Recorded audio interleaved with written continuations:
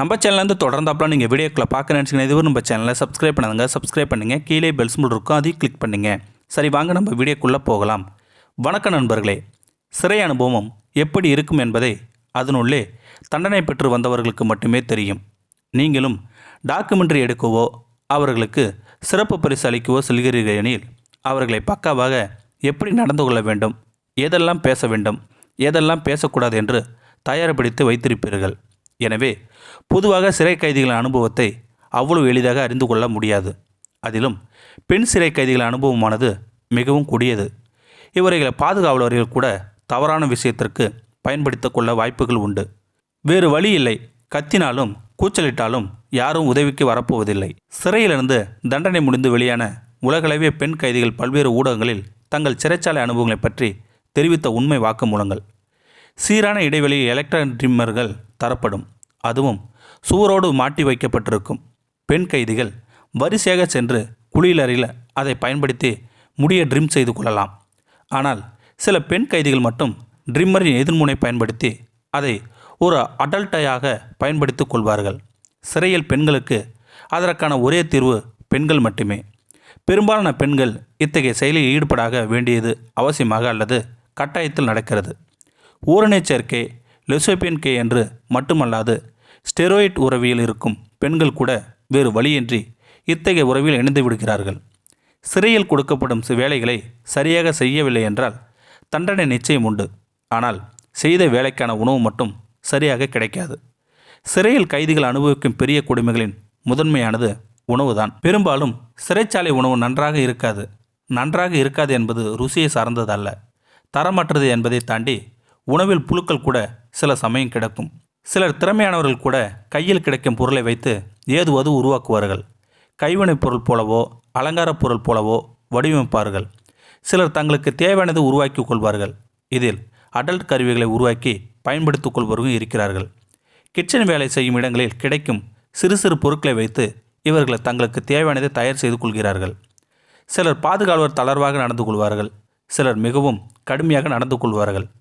எவர் எப்படியாக இருந்தாலும் ஒவ்வொரு நாளும் அச்சத்தின் உச்சகட்டமாகத்தான் நகரும். சிலர் பாதுகாவலர்கள் பாலியல் துன்புறுத்தலுக்கு உட்படுத்துவார்கள்.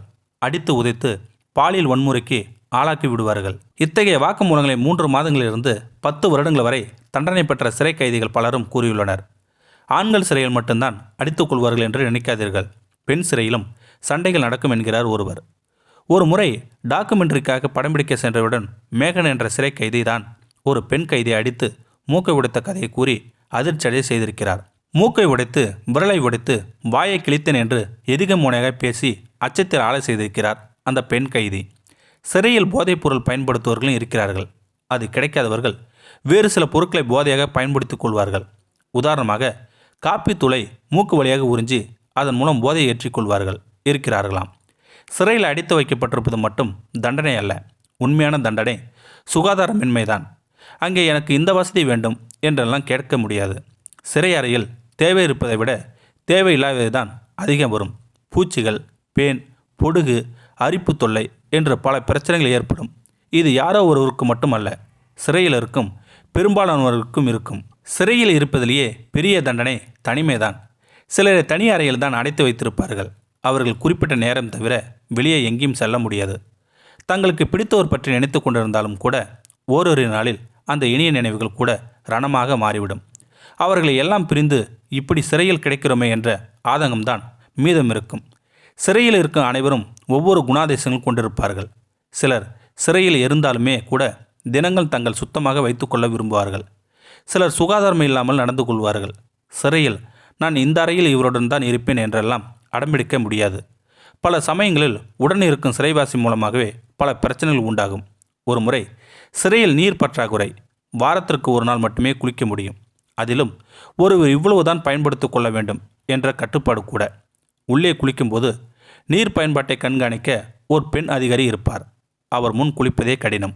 அதிலும் அவரது கோப பார்வையில் அந்த சிறிதளவு நீரில் குளித்து முடித்துவிட்டு வருவதற்குள் உயிரே போய்விடும். கொஞ்சம் தண்ணி அதிகமாக பயன்படுத்தினாலும் கூட வார்த்தைகளும் தடிகளும் வலுவாக தாக்கும்.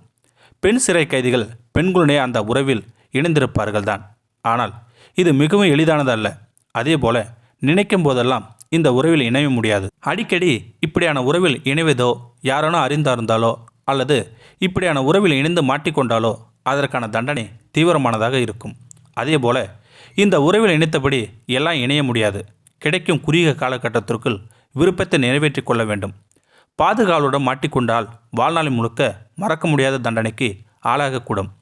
சிறை வாழ்க்கை குறித்து பெண் கைதிகள் கூறும் திடுக்குறும் உண்மை வாக்குமூலங்கள் இருப்பதிலேயே பெரிய அபாயம் என்னவெனில், எப்போதும் எந்த சிறை கைதிகள் சைக்கோ போல நடந்து கொள்வார் என்பதுதான். தனிமை, விரக்தி, கோபம், இயலாமை என பல காரணங்களால் திடீரென அவர்களுக்கு தெரியாமல் காட்டுமிராண்டி போல நடந்து கொள்வார்கள். இதனால் மற்ற சிறை கைதிகளும் பாதிக்கப்படுவார்கள் என்று கூறுகிறார்கள். இந்த வீடியோ உங்களுக்கு பிடிச்சிருந்தா கமெண்ட் பாக்ஸில் கமெண்ட் பண்ணுங்கள். கூட உங்கள் ஃப்ரெண்ட்ஸுக்கு ஷேர் பண்ணுங்கள். இதுவரை நம்ம சேனலை சப்ஸ்கிரைப் பண்ணுங்க. கீழே பெல் சிம்பிள் இருக்கும், அதையும் கிளிக் பண்ணுங்கள். தேங்க்யூ ஃபார் வாட்சிங்.